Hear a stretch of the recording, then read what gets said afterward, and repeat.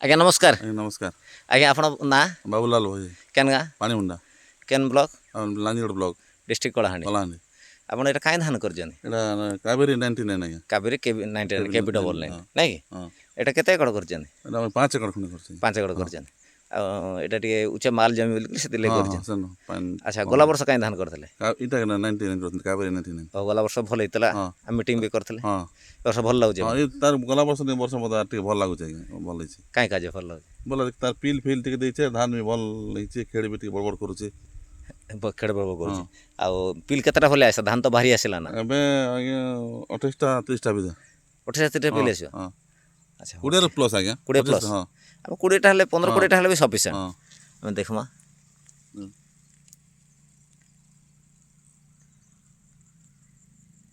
अच्छा आपण गणी दे परबे काय गुटा हां आज्ञा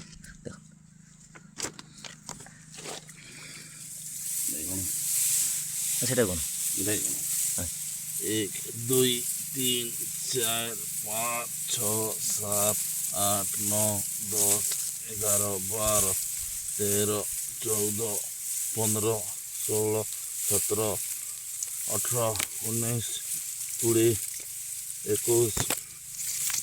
22 22 23 24 25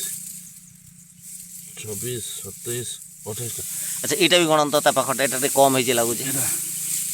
दुईटा गछ गण दो 1 2 3 4 5 6 7 8 9 10 11 12 12 13 14 15 16 17 18 19 20 21 टाइम 21 टा जा हो देखो आपण एवरेज गणिले गोटाकर 28 टा हला गोटाकर 21 टा हला हमर 20 टा बिल एवरेज धरु हां आज्ञा एटा 20 टा बिल हेले सफिशिएंट सफिशिएंट आज्ञा गोला वर्ष भी आपण करथिले ए वर्ष करजनी जे आज्ञा गोला वर्ष तो आपण करथिले एटा जे पुणी गोला वर्ष केते पुटी पाइले धान आज्ञा मोटा 60 फुट हेतिला आज्ञा 60 पुटी हेतला गोला वर्ष हेतबे गोटे एकड़ करथिले आज्ञा आज्ञा एटा गोटे एकड़ करथिले गोला वर्ष 60 पुटी पाइथिले सेतमे ए वर्ष 5 एकड़ करजन जे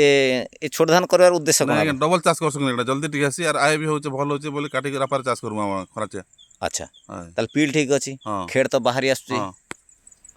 बुझले कि गोटे गोटे बाहर जे एटा जना पड़ जिबा आके आप सर आसीबी जे अलगा चासी मान के का बोलबे एटा ई धान कोला खूब भल जेन माने डबल चाष करछन से माने एकदम बढ़िया पाले हाय 115 दिनिया धान गोटे 110 ରୁ 115 दिन छोट धान आराम से हिजिबा भल पील भी भल आसुची नहीं